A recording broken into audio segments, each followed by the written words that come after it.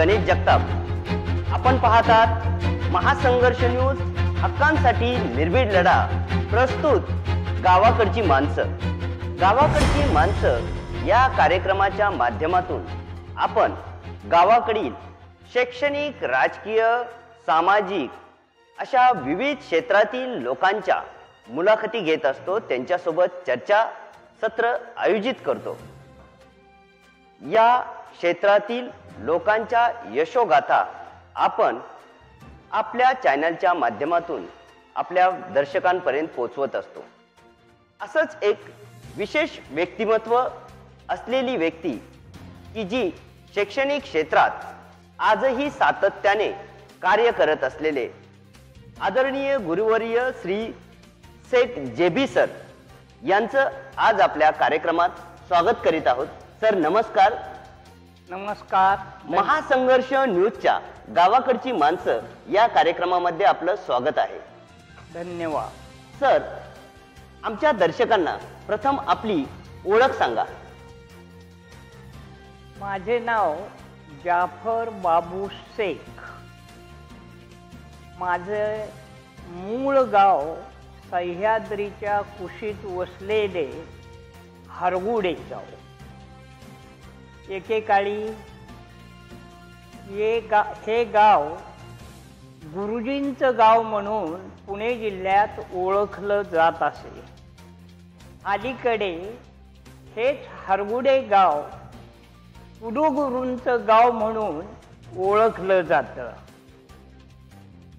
या गावाचं वैशिष्ट्य असं आहे की प्रत्येक घरचा एक तरी माणूस हा शिक्षक आहे आणि त्यामुळे या गावाला गुरुजींचं गाव असं नाव पडलं.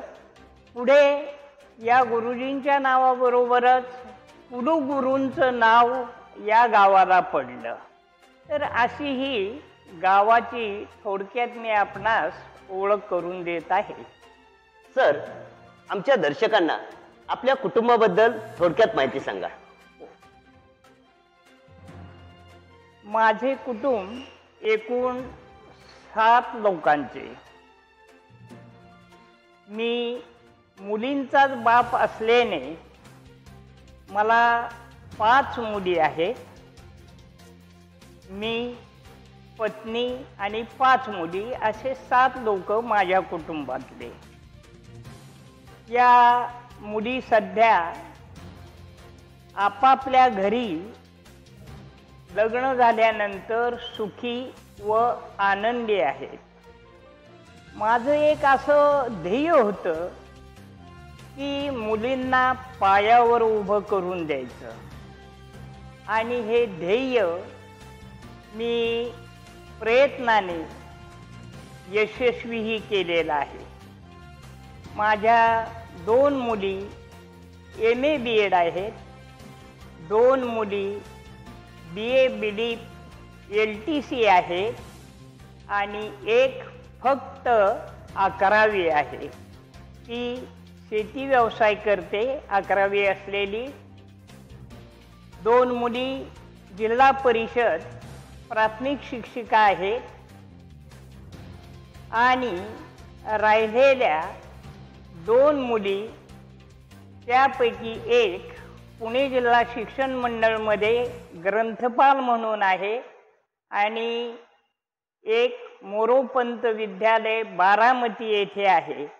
परंतु बारामती येथे असलेली माझी मुलगी थोडं तिला अपत्य म्हणजेच मुलगा हा खूप उशिरा झाल्याने तिने ती नोकरी सोडली आणि आता मोठा असा व्यवसाय तिने सुरू केलेला आहे. तर अशा माझ्या कुटुंबाचीही मी आपणास थोडक्यात ओळख करून देतो. सर, आपलं जे शैक्षणिक जीवन आहे बालपणापासूनचं ते कसं होतं हे आमच्या दर्शकांना थोडक्यात सांगा. माझं इयत्ता 5वी पर्यंत शिक्षण मुंबई येथे झालं. आई वडील दोघेही व्हिक्टोरिया मिलमध्ये कामास होते.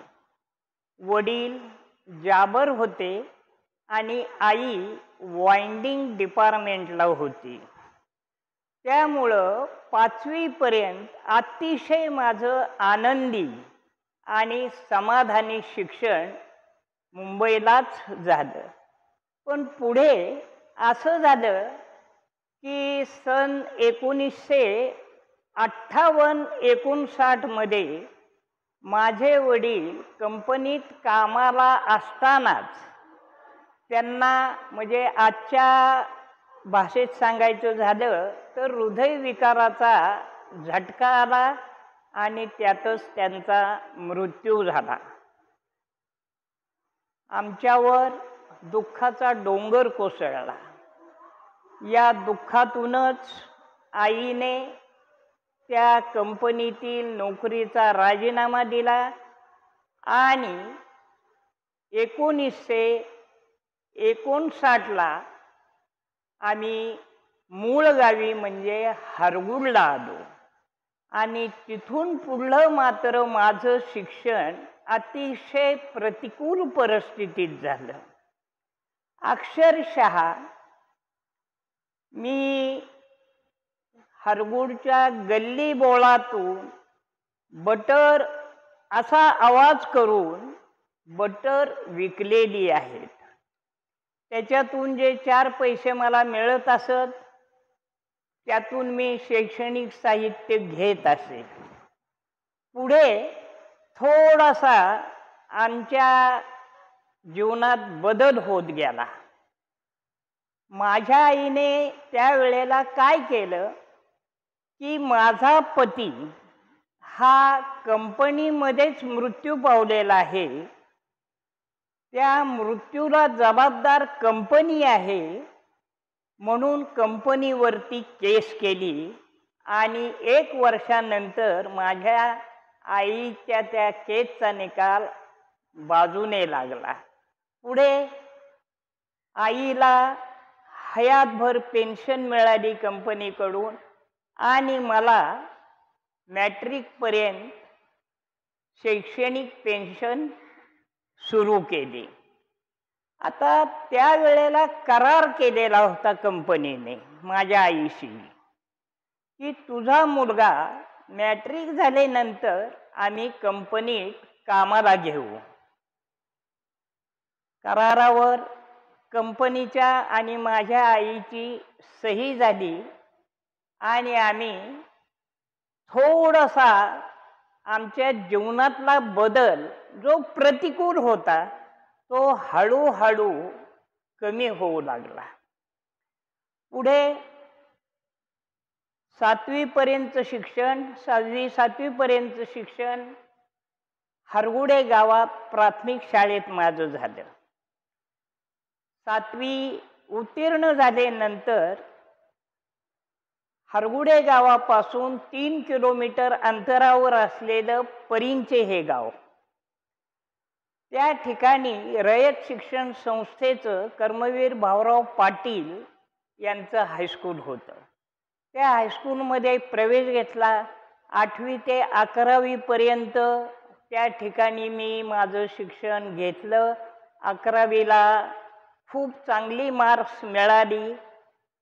सरांनीही खूप आम्हाला त्या काळात मार्गदर्शन चांगल्या प्रकारे केलं.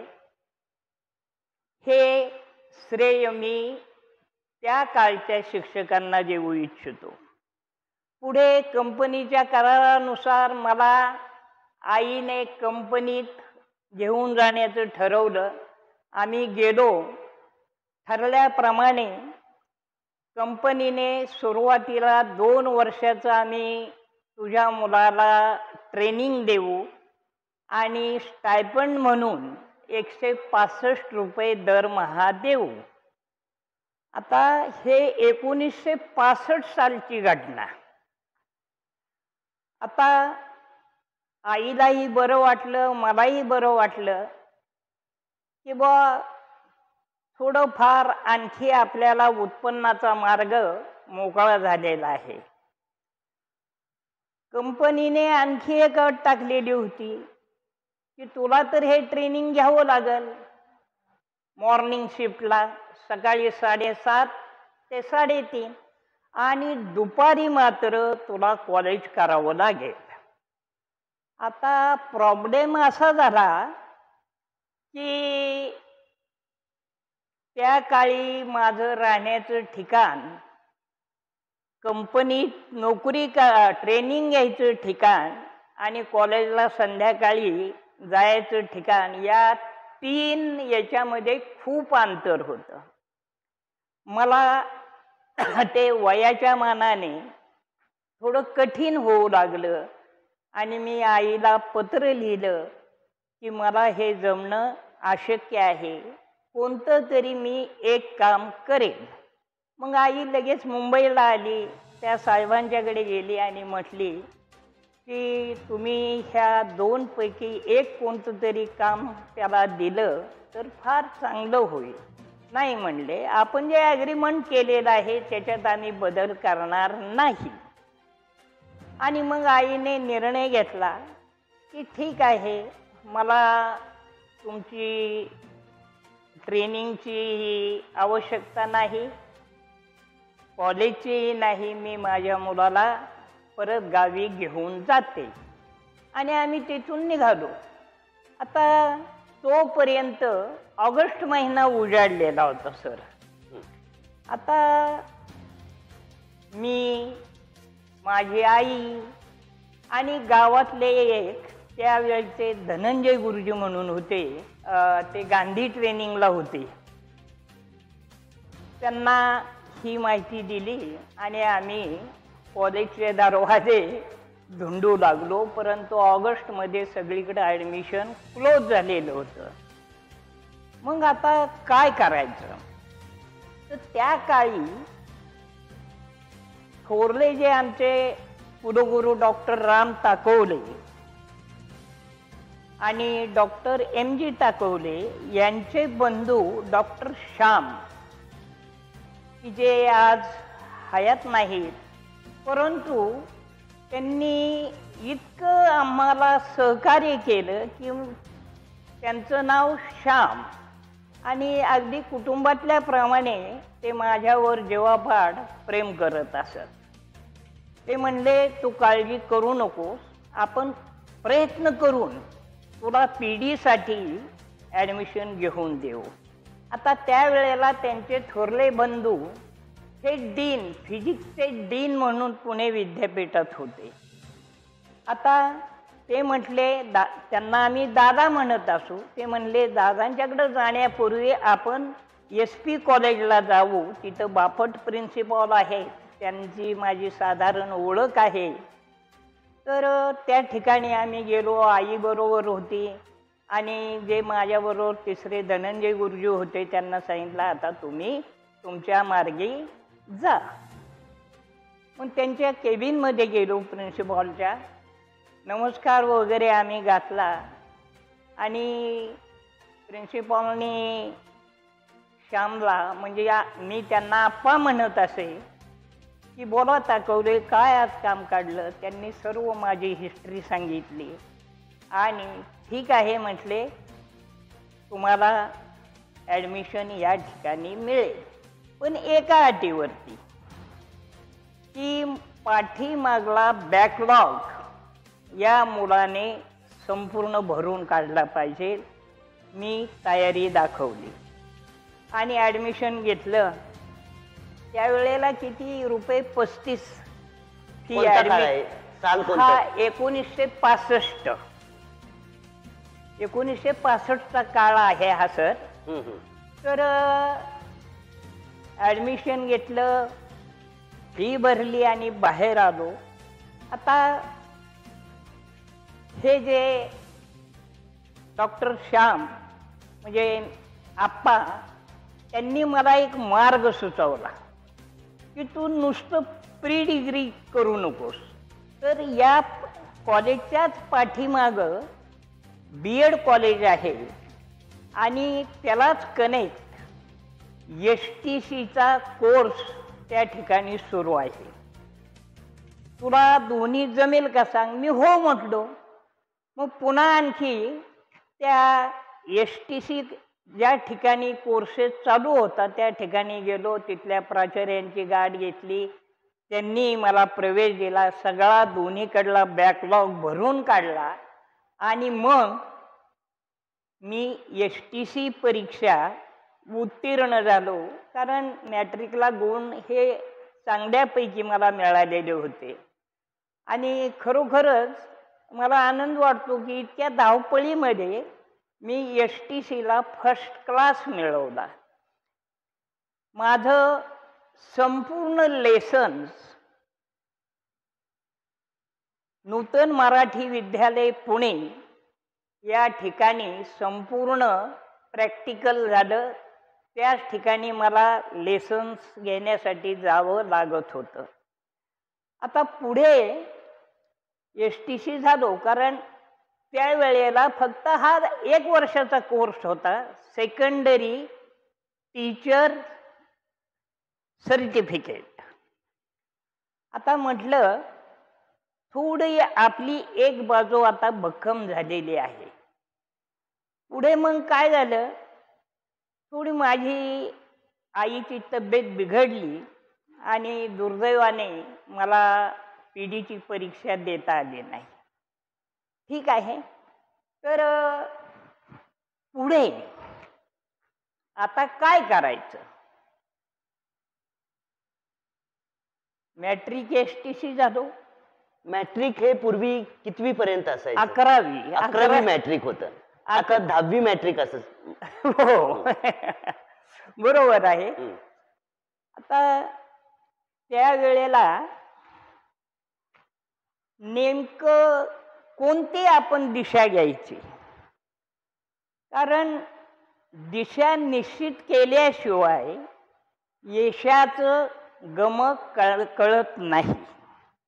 म्हणून मला लगेच एक आठवण झाली की माझे मुख्याध्यापक हायस्कूलच्या काळात प्रत्येक विद्यार्थ्याला विचारायचे की तुला कोण व्हायचे, तुला कोण व्हायचे.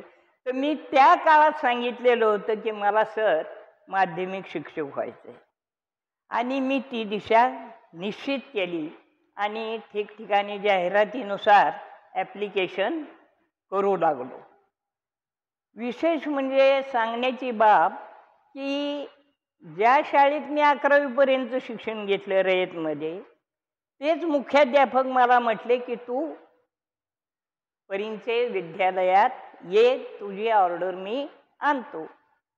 परंतु असाच एक दिवस मी जानाई मंदिरामध्ये पाया पडण्यासाठी गेलो होतो आणि त्या काळी महाराष्ट्र शासनाचा त्या काळचे पुरस्कृत विष्णू गुरुजी त्या पायरीवर बसले होते. मला त्यांनी विचारले की अरे काय कुठं तू अर्ज वगैरे केलायस का. म्हणलं केलेला आहे, जनतामध्ये केलेला आहे, इंटरव्ह्यूला बोलवलेलं आहे, परीक्षाचे मुख्याध्यापकांनी सांगितलेले आहे. त्यांनी मला इतकी उत्तम दिशा दिली की म्हणजे हे बघ तू रयतमध्ये काय जाऊ नकोस. मी म्हटलं का हो सर गुरुजी. तर ते म्हणले रयतचा पसारा खूप मोठा आहे, मुख्याध्यापक जोपर्यंत आहे तुला ते सांभाळून घेतील, पण त्यांची जर बदली झाली, तुझी बदली कुठं कोकणात वगैरे झाली तर तू एकटा, तुला ते अवघड पडेल, आईकडं तुझं दुर्लक्ष होईल. बरं ठीक आहे म्हणलं गुरुजी, मी ते काय स्वीकारत नाही. मग जनता शिक्षणमध्ये तिथेही तू जाऊ नको. मग म्हटलं सर तुम्ही गुरुजी मला सांगा की मी नेमकं कोणत्या संस्थेत ॲप्लिकेशन करू. सर मला सांगायला आनंद वाटतो की त्यांनी मला असं सांगितलं की तू पुणे जिल्हा शिक्षण मंडळात अर्ज कर. आता हे नाव मी नवीन ऐकलेलं त्यावेळेला, त्या काळात. म्हटलं गुरुजी मला सांगा हे त्यांचं ऑफिस वगैरे कुठे, मी तुला सगळा मार्ग खुला करून देतो. त्यावेळेला आमचे गावचे रावा ताकवले उप अभियंता पुणे जिल्हा परिषदला होते. आणि त्याच जिल्हा परिषदमध्ये एका छोट्याशा खोलीत पुणे जिल्हा शिक्षण मंडळाचं कार्यालय होतं. त्यांनी चिठ्ठी दिली. त्या श्री रावा ताकवले यांना मी भाऊ म्हणत असे. भाऊंच्याकडे गेलो. ते मला एका सेवकामार्फत तो अर्ज घेऊन त्या कार्यालयात पाठवले. आता त्यावेळेला कोणाचीच माझी ओळख झालेली नव्हती. फक्त एवढी कल्पना होती की भाऊंनी सांगितलं त्या ठिकाणी बघ तुला काळी टोपी कोट असलेली व्यक्ती दिसल, ती संस्थापक आहे, त्यांचं नाव घोलप साहेब आहे. आणि शेजारीच सचिव म्हणून शामराव जगताप म्हणून आहेत. तर गेल्याबरोबर दोघांना नमस्कार घाल आणि मग तू सांग की मला ताकोले साहेबांनी पाठवलेलं आहे. मी गेलो, दोघांनाही नमस्कार केला. घोलप साहेब माझ्याकडं पाहून काय त्यांना वाटलं असेल ते वाटू, पण बराच वेळ पाहत राहिले. कारण त्यावेळेला माझ्या अंगावर पांढरा शर्ट आणि पांढरा पायजामा होता. आणि त्यांनी लगेच जगताप साहेबांना विचारलं की याचा हात फळ्याला पुरल का हो शामराव? आणि तू काय, तुझी डिग्री काय आहे? म्हटलं मी मॅट्रिक STC आहे साहेब. तू मार्कशीट वगैरे काय आणलेलं आहेस का? म्हणलं निकाल साहेब जूनमध्ये आहे. काय? मग म्हटले तुला खात्री आहे की तू उत्तीर्ण होशील परीक्षेमध्ये? मी अगदी खात्रीने सांगितलं की मला फर्स्ट क्लास साहेब मिळेल. आणि जर समजा तू अनुत्तीर्ण झालास तर तुला मग इथं येता येणार नाही आमच्या समजा. ठीक आहे म्हणलं, मान्य आहे मला. आणि सर सांगायचं माझं त्यावेळेला इतकं नशीब बलवत्तर की 31 मेला मला पुणे जिल्हा शिक्षण मंडळाची श्री शहाजी हायस्कूल सुपे मोरगाव जवळ त्या ठिकाणी 1 जूनला मला रुजू होण्याची ऑर्डर मिळाली. साल कोणतं ते? 1 जून 1966. म्हणजे 66ला तुम्ही पुणे जिल्हा शिक्षण मंडळ पुणे आणि संस्थापक बाबूराव रामचंद्र घोलप साहेब यांच्या संस्थेत तुम्ही जॉईन झालात. बरोबर आहे सर. मग आता त्यावेळेला शाळा 7 जूनला असायच्या आणि माझं जॉईनिंग तर 1 जून. मग 1 जूनला कार्यालय चालूच होतं शाळेचं, विद्यालयाचं. मास्टरला तिथले जे त्यावेळेचे देशमुख सर हे 2 in 1 काम करत असत, टीचर कम्स क्लर्क. तर त्यांनी मास्टर दिला, माझी सही केली, म्हणले टायमिंग टाका. टाकलं. आता त्यानंतर म्हटले जून 6ला संध्याकाळी तुम्ही या. ठीक आहे. त्यांना नमस्कार केला आणि परत सुपा सासोड गाडीने मी माझ्या मूळ गावी परतलो. तर असं माझं हे एकंदरीत बालपणचं शैक्षणिक जीवन आणि नंतरचं शैक्षणिक जीवन असं 2 टप्प्यात सर झालेलं आहे. सर, आपण मॅट्रिक नंतर पुढचं शिक्षण काय घेतलं आमच्या दर्शकांना सांगा. हो हो हो. आता जॉईनिंग तर माझं झालेलंच होतं. मॅट्रिक STC झाल्यानंतर मला पहिले मुख्याध्यापक जे मिळाले ते डॉक्टर सुर्वे सर, की जे बारामतीलाही नंतर प्राध्यापक म्हणून हिंदी विषयाचे होते. अतिशय त्यांचं हिंदीवरती इतकं प्रभुत्व होतं की असं हिंदी शिकवणारा शिक्षक मी माझ्या आयुष्यात त्यापूर्वी कधी पाहिलेलं नव्हता.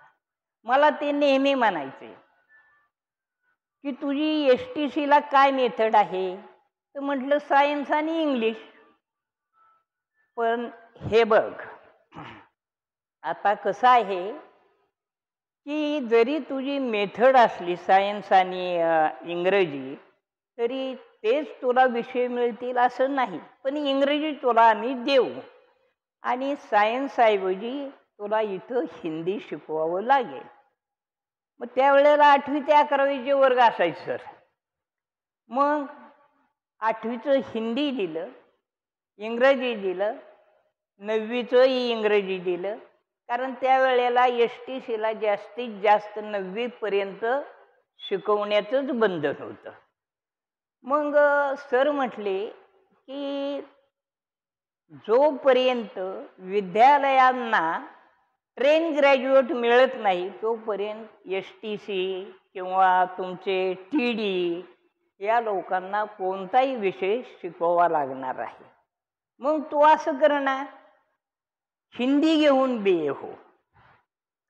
आता त्यांनी चांगला मार्ग दाखवला, परंतु मला पहिली 2 वर्ष काहीही करता आलं नाही आणि 3ऱ्या वर्षी मात्र मी ठरवलं की आपण एक्स्टर्नली हिंदी घेऊन BA करायचं. कुठंही कॉलेजला गेलो नाही, फक्त अभ्यासक्रमाची मी पुस्तकं आणली आणि फक्त त्या अभ्यासक्रमाचा मनापासून खूप अभ्यास केला आणि हिंदीतून पहिली पदवी मिळवली. आता पुढं असं झालं की डॉक्टर सुर्वे सर हे बदलून गेले. इंग्रजीने काय माझी पाठ सोडली नाही. इंग्रजी हे 9वी पर्यंत मला घ्यावंच लागलं. पुढं मग माझी बदली शिरूर तालुक्यात श्री मल्लिकार्जुन विद्यालय या ठिकाणी झाली. आता त्यावेळेचे कोणता साल कोणतं होतं? सन 1975-76. हा. आता तिथं 8 अ, ब, 9 अ, ब अशा तुकड्या होत्या आणि नुकतंच पुन्हा 5वीला परवानगी शासनाने जाहीर केलेली होती. मग आता ते मुख्याध्यापक म्हणायचे की तू 5वीचं घे, 8वीचं घे, 9वीचं घे आणि हिंदी 10वीला तुला आता अनुभव आलाय तर घे. तिथं मी ठरवलं की इंग्रजी आपली पाठ काय सोडत नाही, इंग्रजीतून आता BA व्हायचं. मग त्यावेळेला सेमिस्टर मेथड SYTYचे पेपर दिले, अभ्यास खूप केला आणि मला सांगायला थोडा अभिमान वाटतो सर की मी कुठं कॉलेजला गेलो नाही किंवा अभ्यासाचं मटेरियल आणलं नाही. मी पुस्तकावरून अभ्यास केला. हे मला या संदर्भात सांगावं लागतं की मी हिंदीचं आणि इंग्रजीचं ज्ञान कमावलेलं आहे. मी स्वतः ते मिळवलेलं आहे. म्हणून ते आजपर्यंत माझ्या डोक्यात सेव्ह झालेलं आहे, विशेषतः इंग्रजीत. म्हणजे कुठेतरी तुम्हाला त्या विषयांची इच्छाशक्ती होती हो, ज्ञान घेण्याची. बरोबर आहे. हा. आणि नंतर मग अखेरपर्यंत सेवानिवृत्त होईपर्यंत फक्त माझ्याकडे इंग्रजीच हा विषय आला. माझी एकूण सेवा सर 39 वर्ष 11 महिने झाली आणि मोस्टली सर्व्हिस मांडकी या ठिकाणी झाली.